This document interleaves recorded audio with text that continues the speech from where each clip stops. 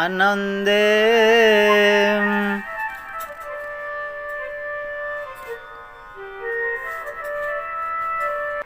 आनन्दे भ्रमई संसारे स्वरस न करी काहारे एणु आकाश गुरु मोर एबे हो शृणनुपवर मधुर सुरुचि वचन शुणी हरस सर्वजन तीर्थ स्वर से लोक वृंद जेसने लभन्ति आनंद स्नान दर्शन कीर्तने पवित्र होन्ति प्राणी माने से अनुभवे मोर शिक्षा जळु शिखिले गुरु दीक्षा त्रिथर प्राय भवबणे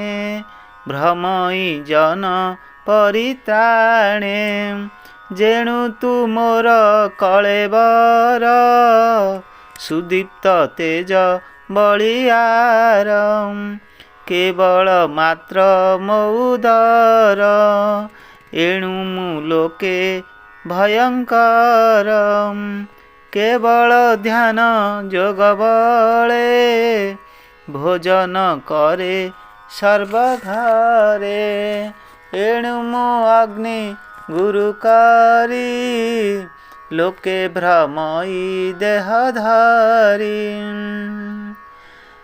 स्वमायस्य सृष्टिमिदं छन्दसलक्षणं विभुः प्रविष्ट इयते तत्तत स्वर्षुपो अग्निविरोधस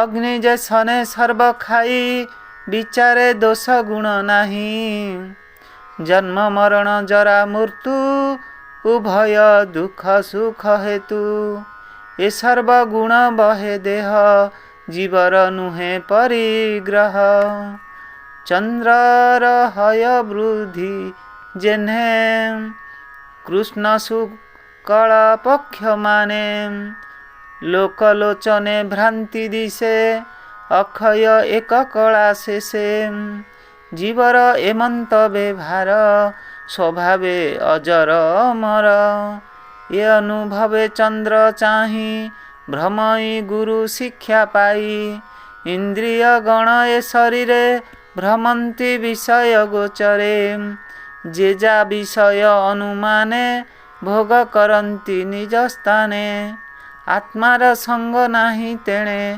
आदित्य जेसन किरणे गुणे गुणानुपादते यथा कालं विमुच्यन्ति न तेषु जुजेते जोगी गोभिर्गायी भगवती सकल स्थानुर सहरे निर्दोष निलेप विचारे कालरे समस्त त्यजई संचित दाने खेभ नाही ये जीव आत्मा सर्वदेह इंद्रिय रसे बसनोहे जेमंते रवि विश्व नीरे तेमंते स्थूल बुधनरे आत्मार भेद बुद्धि करे उपाधि गुणर विकारे ए भवे जेते जन थांती ताहांकु बोली मृढ़मती ए अनुमाने मो विचार एणु मो गुरु दिवाकर जाति स्नेह प्रसंग वा कर्तव्यक्यापि केनचित् कुर्बानुबिन्दते तापं कपोत इव दीनधिः एणु ए संसार संगते पीरति न करिव चिते जेबे कल्पिव मोहपाश कपोत प्राय जीवनाश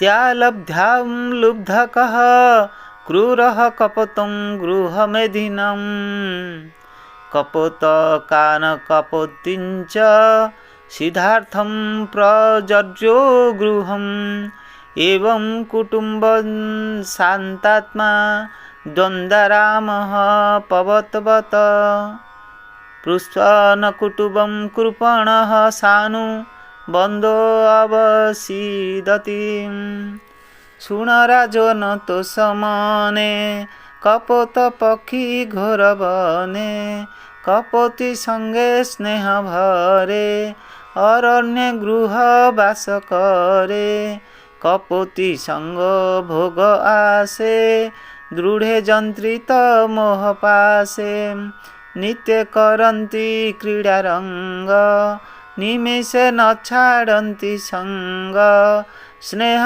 ବଧନ ସଙ୍ଗ ମେଳେ କାଳ ବଞ୍ଚନ୍ତି କୁତୁହଳେ ସଙ୍ଗ ବିଚ୍ଛେଦ ତିଳେ ମାତ୍ରେ କେବେ ନ ଦେଖନ୍ତି ନେତ୍ରେ ଏକତ୍ର ଶୟନ ଭୋଜନେ ଏ ରୂପେ ବିହରନ୍ତି ବନେ କପୋତି ଚିତେ ଯାହା ସ୍ମରେ କପୋତ ଆଣଇ ତପ୍ତରେ ସେବକ ପ୍ରାୟ ଆଣି ଦେଇ ଯାହା ତା ଘରଣୀ ମାଗଇ ଏମନ୍ତେ କେତେ ଦିନ ଗଲା କପୋତି ଗର୍ଭ ଉପୁଜିଲା କେତେକ ଦିନ ଗର୍ଭେ ରହି ଜନ୍ମ ହୋଇଲା ଡିମ୍ବ ଦୁଇ ପକ୍ଷୀ ପକ୍ଷିଣୀ ସ୍ନେହ ବସେ ଡିମ୍ବ ତାପନ୍ତି ପୁତ୍ର ଆସେ ପୁଣି କିଛି ଦିନ ଅନ୍ତେ ଫୁଟି ବାଳକ ଉପଜନ୍ତେ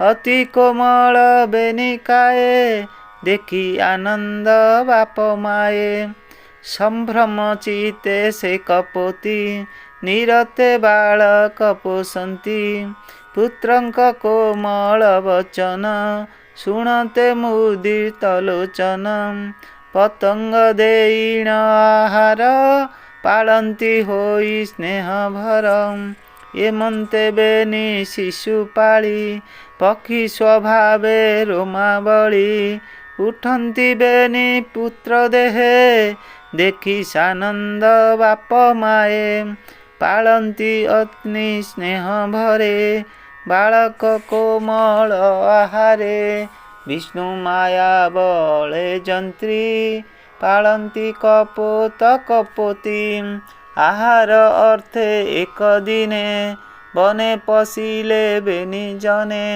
ଖୋଜନ୍ତେ କୋମଳ ଆହାର ଏମନ୍ତେ ଶୃଣ ନୃପବର ପକ୍ଷୀ ବାଳକ ନିଜ ସ୍ଥାନେ ବ୍ୟାଧ ମିଳିଲା ଘୋର ବନେ ବୃକ୍ଷୁ ତରିବେନି ବାଳେ ବନେ ଚରନ୍ତି ବୃକ୍ଷ ମୂଳେ ଶବର ଦେଖି ତାହା ବେଗେ ଜାଲ ପାତିଲା ଚାରି ଦିଗେ ଉପରେ ବାନ୍ଧିଲା ଦଉଡ଼ି ପକ୍ଷୀକୁ ଆଣିଲା ଘଉଡ଼ି ଆହାର ଦେଇ ଜାଲ ତଳେ ଅନ୍ତରେ ବସିଲା ନିରୋଳେ ପକ୍ଷୀ ବାଳକ ଭୟ ପାଇ ବେଗେ ପଶିଲେ ଜାଲେ ଯାଇ ଆହାର ଦେଖିଲେ ନୟନେ ପଡ଼ିଲେ ଲୁବ୍ଧକ ବନ୍ଧନେ ତକ୍ଷଣେ କପୋତ କପୋତି ଆସି ମିଳିଲେ ବୃକ୍ଷ କତି ତୁଣ୍ଡେ ଆହାର ଦୃଢ଼େ ଧରି ବୃକ୍ଷେ ଲୋଡ଼ନ୍ତି ଅନୁସ୍ୱରୀ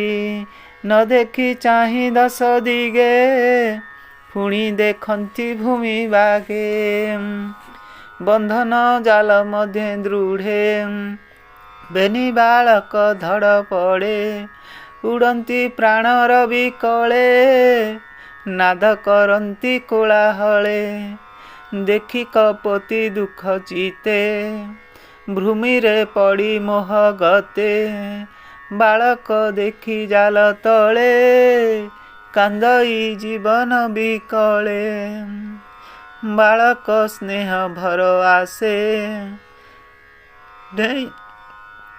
ଡେଇଁ ପଡ଼ିଲା ଜାଲ ଫାସେ ପୁତ୍ରଙ୍କ ମୁଖେ ମୁଖ ଦେଇ ଦେଖି କପୋତ ବିଚାରଇ ମୁଁ ଏବେ ଏକା ବୁଖେ ଥାଇ କେମନ୍ତେ ଧରି ବିଟି ଦେହି ଏମନ୍ତେ କରଇ ରୋଦନ କ୍ଷଣ କ୍ଷଣକେ ଅଚେତନ ପଡ଼ଇ ପୁଣ ପୁଣ ତଳେ ପୁଣି ବସଇ ବୃକ୍ଷ ଡାଳେ ପ୍ରାଣୁ ଅଧିକ ମୋର ସୁତେ ପଡ଼ିଲେ ଶବର ଆୟତେ ପତ୍ନୀ ମୋହର ପ୍ରାଣ ସଖା ସେ ମୋତେ କରିଗଲା ଏକା ପତି ପଡ଼ିଲା ଜାଲ ମଧ୍ୟେ ପ୍ରାଣ ଧରିବ କେଉଁ ସଧେ। ତାହାର ଗୁଣ ଅଛି ଯେତେ ଚିତ ଧରିବି ମୁଁ କେମନ୍ତେ। ସେ ମୋର ଜୀବନ ଯୁବତୀ ତା ବିନୁ କିବା ମୋର ଗତି। ବିଧି ହୋଇଲା ବାମ ମୋର ଆପଦେ ବୁଡ଼ିଲା ମୋ ଘର।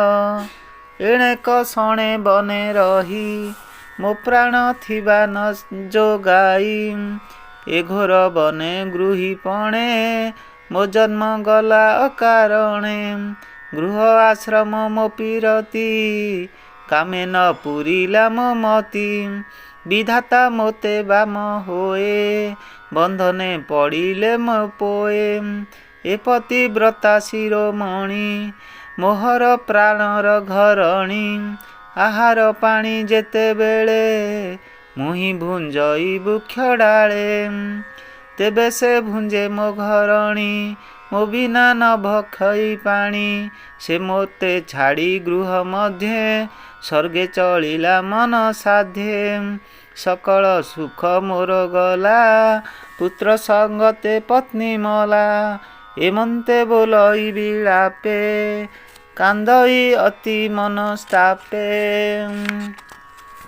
ଜୀବନ ନ ପାରିଲା ଧରି ଜାଲେ ପଡ଼ିଲା ହାହା କରି।